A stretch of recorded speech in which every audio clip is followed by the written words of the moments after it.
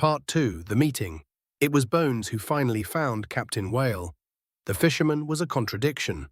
Rough hands and careful eyes, the kind of man who could read tides as well as he could a man's face.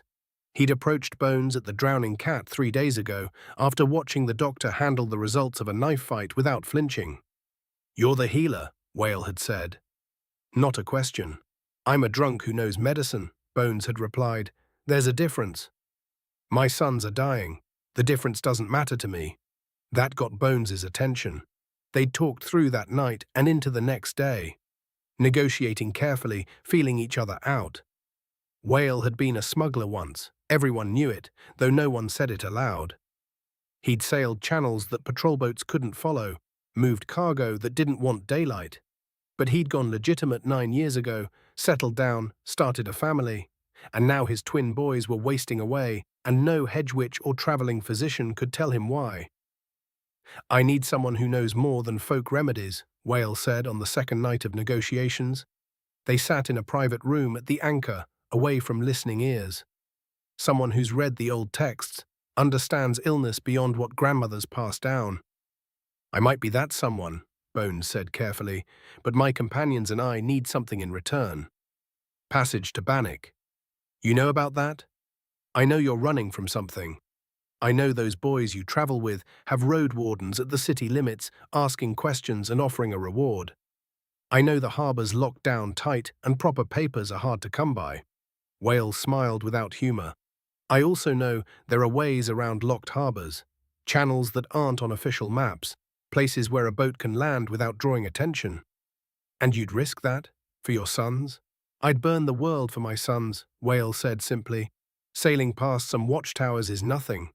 Bones had brought the proposition back to the boarding house that night. They'd gathered in the boys' room, all 5 of them plus the dogs, cramped but private, and he'd laid it out plain. "Captain Whale has sick children, twin boys 9 years old, wasting away for months. He's tried everything local, hedge witches, travelling healers, even a priest who claimed to channel divine mercy. Nothing's worked." Bones paused. "He'll take us to Banic if I can save them. Secret landing, no papers needed, no questions asked." "That's a significant if," Ego said. "What happens when you can't save them?" "I don't know, but this is our best chance, maybe our only chance." "It could be a trap," George pointed out. His voice was quiet, thoughtful. "Get us out of town, away from witnesses, then turn us over to the Roadwoods or AL." "That's possible," Bones admitted. "But I don't think so. Whale's desperate, really desperate. The kind of desperation that makes men honest because they've got nothing left to lose." Damien had been sitting with Bud's massive head in his lap, absently scratching behind the dog's ears. Now he spoke up. "The dogs will know. If there is a trap, if there's real danger, they'll sense it before we do." "You're putting a lot of faith in dogs," Ego said. "They've kept us alive this far," Damien replied simply. They'd argued through most of the night. Ewan worried about the risk. George pointed out they were running out of options. Ego wanted guarantees that Whale couldn't provide. Damien just wanted to keep the dogs safe and trusted they'd warn him of danger. Finally, as dawn began greying the windows, they'd reached consensus. "We go," Ego decided, "all of us together, armed, careful, and at the first sign of betrayal, we run and don't look back." "Agreed," said Bones. So 2 days later, they met Captain Whale at the Drowning Cat to finalize the arrangement. The fisherman brought his first mate, a weathered man named Corso, who watched the boys with the careful evaluation of someone who'd sized up threats for a living. "My family's place is 2 hours' walk into the hills," Whale explained, spreading a rough map on the table. "Stone house, good defensible position. My wife stays there with the children and Corso's family. Safer than town, especially with conscription sweeps happening." "AL's arrears are reaching this far?" Ewan asked, surprised. "Reaching everywhere," Corso said grimly. "War's going badly. They're grabbing anyone who can hold a weapon, pressing them into service whether they want it or not.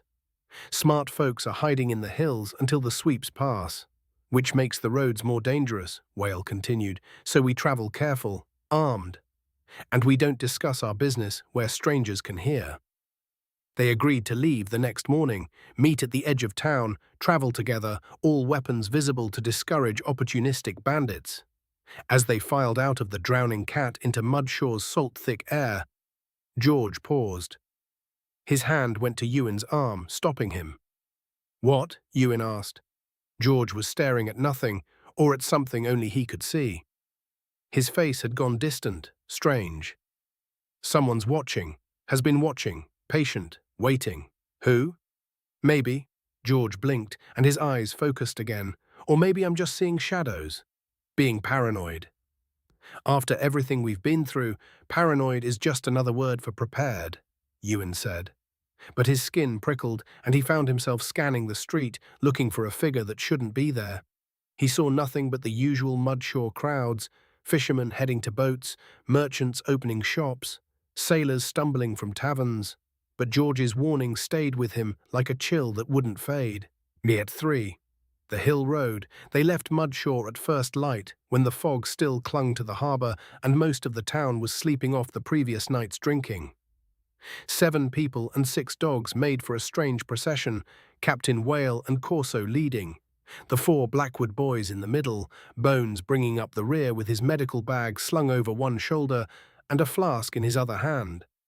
Rabbit coursed ahead, while the bitch lead the Blackwood's dogs in the rear.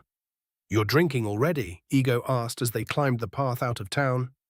"Maintaining," Bones corrected. "There's a difference. I drink to get drunk. I maintain to stay functional." He took a careful sip. "Trust me, you want me maintained when I'm examining sick children." The road into the hills was barely worthy of the name, more of a track worn by feet and hooves over generations. It wound through scrubland that gradually gave way to stunted trees, then proper forest. The air changed as they climbed, losing its salt-thick weight and taking on the sharper smell of pine and earth. Damien walked with the dogs ranging around him in their usual protective formation. The bitch stayed closest, the massive mother's bulk reassuring. The younger dogs, including the rabbit which they had taken from that bitter farmer months ago, bounded ahead and circled back, playing at scouting while actually just being young and full of energy. "They're happy," Ewan observed, falling into step beside George. "They like having space to run, room to breathe." Damien watched Bud investigate something in the underbrush. Mudshore was too cramped for them. Too many people, too many strange smells. Out here, they can just be dogs. "Must be nice, being able to just be what you are." Damien glanced at his brother. "You okay?" "Fine, just thinking." Ewan was quiet for a moment. "I have learned a lot the last few weeks." "That why you've been following Bones around? Learning medicine?" "Maybe, I don't know." Ewan kicked at a stone on the path. "I'm good at it, Damien. Actually good at something that matters. When I'm helping someone, when I hand Bones the right tool at the right moment, I feel like maybe I'm not just the nervous one, the one who's always afraid." "You've never been just that," Damien said firmly. "You're the one who keeps us human, who reminds us that we're supposed to be good people even when everything's pushing us to be something else." Before Ewan could respond, George appeared beside them, materializing out of the forest with that unnerving quietness he'd developed. "Captain Whale wants everyone tighter together. Says he sees signs of conscription sweeps through here recently." They regrouped, the easy spacing of their march condensing into something more defensive. Ego moved to the front with Whale, his hand never far from his axe. George took the rear with Bones, watching their back trail with those dark eyes that seemed to see too much. "You feel something, don't you?" Bones asked him quietly. George nodded slowly. "Since Mudshore, maybe before, something patient. It's waiting for the right moment." "Someone following us," Bones said. "Probably." George's voice was barely a whisper. "But they're not here to kill us, not yet. If they were, we'd already be dead." "How can you be so sure?" "Because I can feel them thinking, deciding, weighing what we are against what we've done." George paused. "They've been following us for months, Bones." Bones took a long pull from his flask. "That's either reassuring or terrifying. Haven't decided which." "Both," George said simply and walked off. The morning stretched into afternoon. They stopped once to eat. Dried meat and hard bread from their supplies, water from a stream that Whale pronounced safe.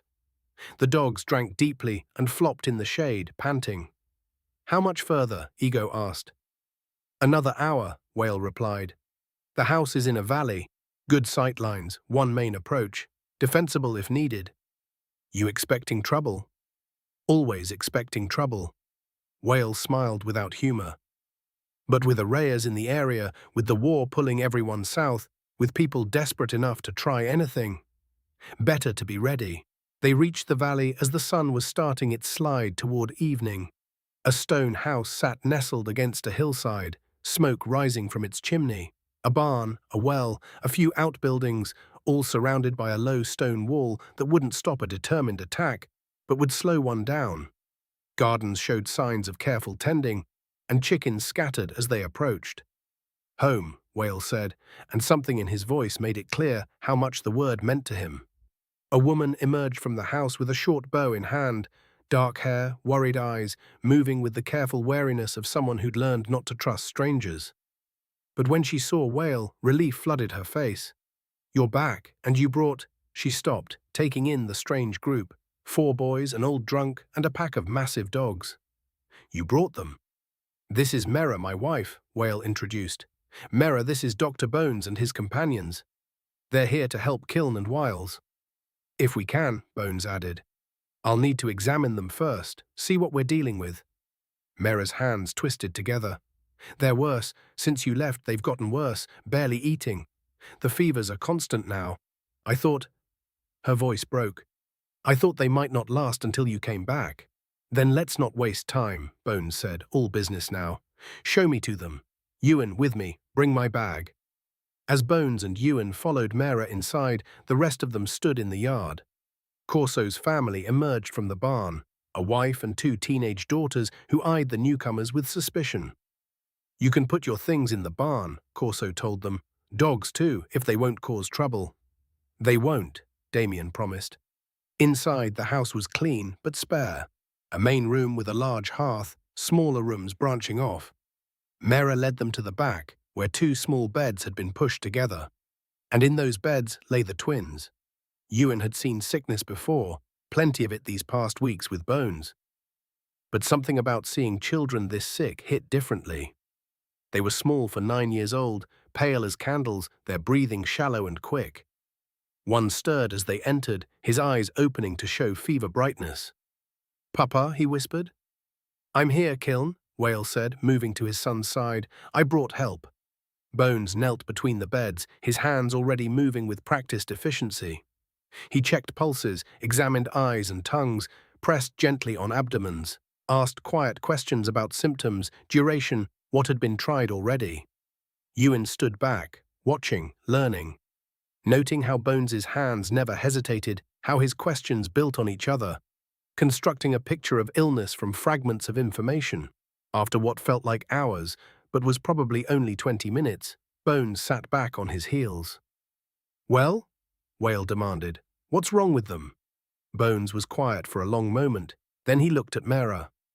"Has anything unusual happened? Anything out of the ordinary before they got sick? Like what? Like they went somewhere they shouldn't have, ate something strange, met someone unusual, anything that stands out?" Mera's face went carefully blank in a way that meant she was hiding something. "They're boys. They're always getting into places they shouldn't." "Mera," Whale said quietly, "if you know something—" "There's a woman," she said finally, "lives higher in the hills.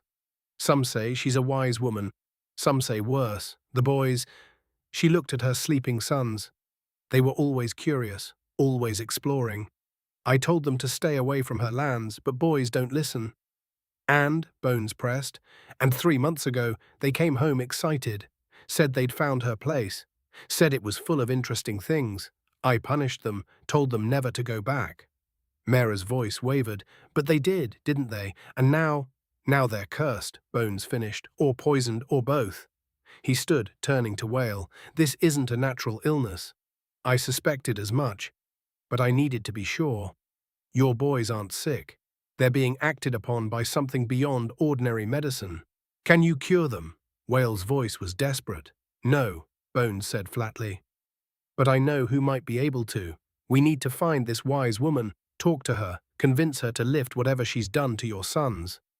"That's impossible," Mera said. "No one goes to her, no one even knows her real name. She's just there, living alone, keeping to herself. She has been in these hills long past the oldest memory, and anyone who bothers her ends up like your boys," Bones suggested gently.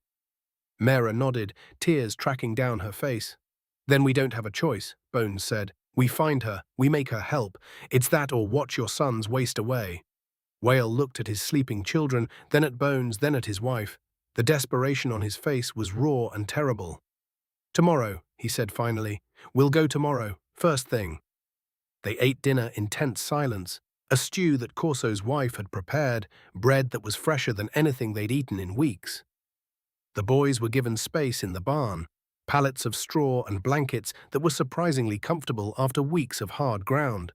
But sleep didn't come easily. Ego lay awake, staring at the barn's rafters, thinking about wise women and curses and the look on those children's faces. Thinking about how desperate Captain Whale had been, how that desperation had led them all here. "You awake?" George's voice came from the darkness. "Yeah." "Me too." They were quiet for a moment. Then George said, "I don't like this. Something feels wrong." "Yeah, of course. The sick children feel wrong. The whole situation feels wrong. You have a talent for the obvious." "Not that." George sat up, and in the dim moonlight filtering through the barn's cracks, his face looked strange. Older. "There's something else. Something in these hills. I can feel it pressing against everything, old and patient and watching. I can almost see its marks on the boys. It is like the presence in the Hackett Hills. It's old and angry. The wise woman? Maybe, but there's something else too. Something that's been here longer, something that doesn't like being disturbed." Ego propped himself up on one elbow. "You're talking about this witch, right?" "I'm talking about whatever she is. Because she's not just a woman, Ego. I don't think you can curse children for months just with an old woman's words, and you don't live alone in the hills for nearly 100 years and have everyone too terrified to bother you unless there is something more to it. So what do? We remember that we've fought demon bears and won." George lay back down. "But mostly, we hope Bones knows what he's doing, because if he doesn't, we might all end up cursed worse than those twins." From across the barn, Damien's voice, "The dogs are nervous. They keep watching the door like something's going to come through it." "Nothing's coming tonight," George said with certainty. "Tomorrow, though. Tomorrow things get complicated." They finally slept fitfully, while outside the dogs took turns keeping watch. And higher in the hills, something old and patient continued its endless waiting.